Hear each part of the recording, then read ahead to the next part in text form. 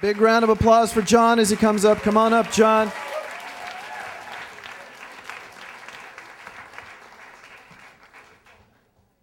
It's good? It's good? Yeah, yeah. All right.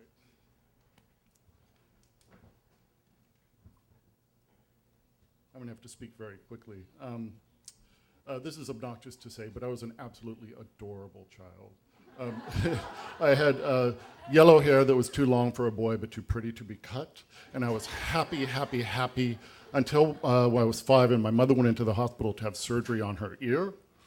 And the night she was there in my den, I was playing with 2 very young kittens. I have no idea where they came from. That I just loved them and I could not stand it. I loved them so much. And then I flash on my pajama bottoms lying on the floor, and I flash on his pasty white legs and black socks. And that's all I'm going to say about that, so don't get all uncomfortable around it. The next day, I'm in the living room watching television. He calls to me from the kitchen, "Johnny, I have a surprise for you." I get up and I run, and I think, oh my God, my kittens are fine. I didn't understand, that's all. But before I get to the kitchen, he comes from around the corner pulling in tow my mother, whose head is wrapped with a bandage that kind of comes down over one ear like a batter's helmet. And when I see her, it's as if I've run full-fledged into a plate glass window. I'm so shocked, and I look at her face, and it's ecstatic. And then I kind of sit back and watch as it spirals into confusion, utter consternation, despair. And I know that this is all in relation to my expression, over which I seem to have no control whatsoever. And I'm saying to myself, "Johnny, she just wants you to look happy. Look happy, look happy." But I can't, so I panic and I run. And the screen door slams behind me, and I run, and I have no idea where I come to a stop. But when I do, I know one thing, that I'm trapped. Because if I try to tell any human being on the planet that while my mother was in the hospital having an operation on her head, this guy did this to me, they'd go, "Kid, what is your deal?"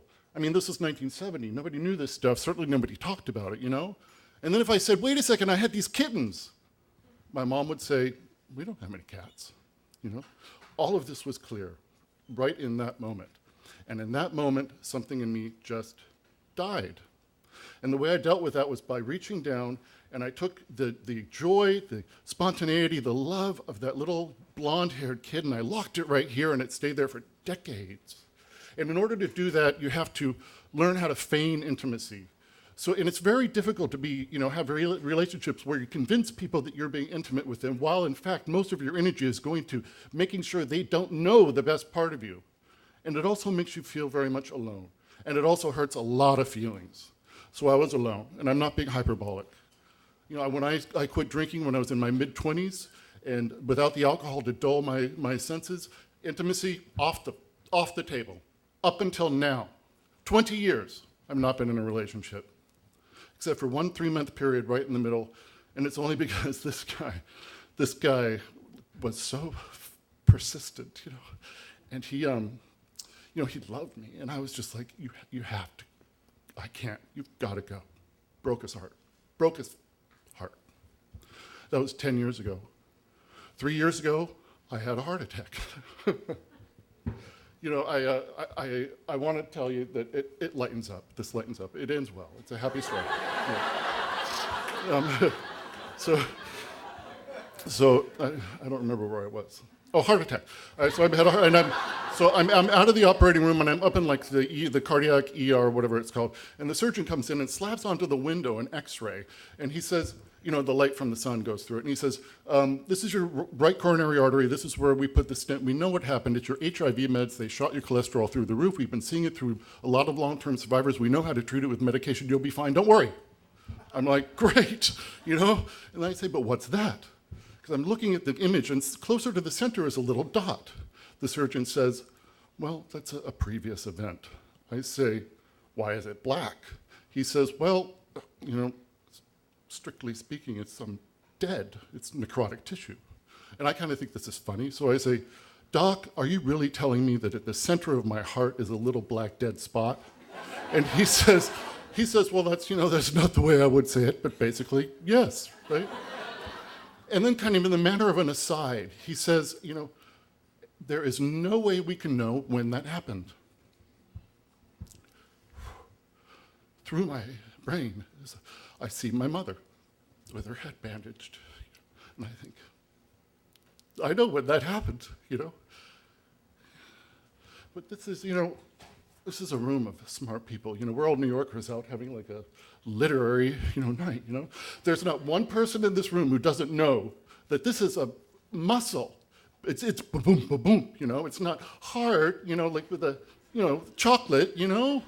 There's not one person here who would believe that a little bit of my heart broke that day when I was 5 years old. You know what? I'm one of those people. And yet, at the same time, there is a huge part of me that just doesn't know. Do you know what I'm saying? But I do know what the doctor said. He said, John, you've got to listen to this. This little injured part of your heart has managed to fix. Your heart has managed to figure out a way to incorporate it into its functioning to such a beautiful degree that it's almost irrelevant. This is what he says to me. He says, your heart is good. And I know this. I mean, I'm standing here 47 years old, 27 years HIV positive. I had 200 T cells, now over 800. I have a viral load that's undetectable.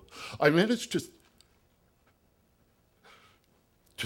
kind of crawl through a childhood with so much wrong in it that to describe it to you would be to do violence to every single person in this room.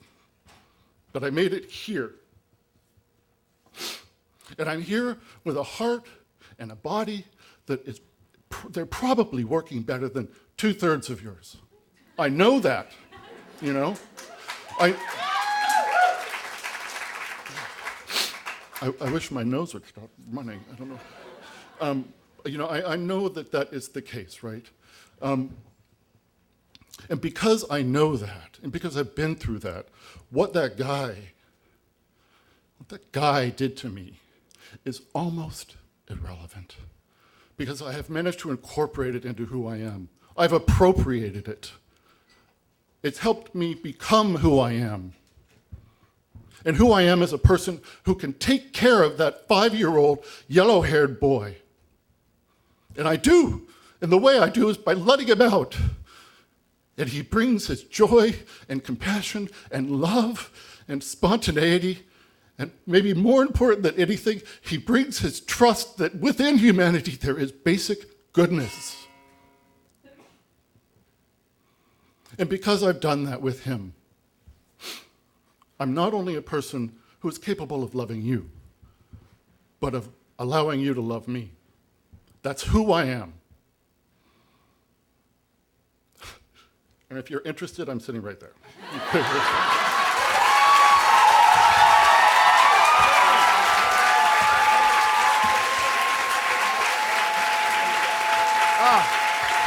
Man. John Reed. Fuck, man. Wow. Wow. Wow. Everybody here tonight is the moth, and that is what we do. That was beautiful. Man.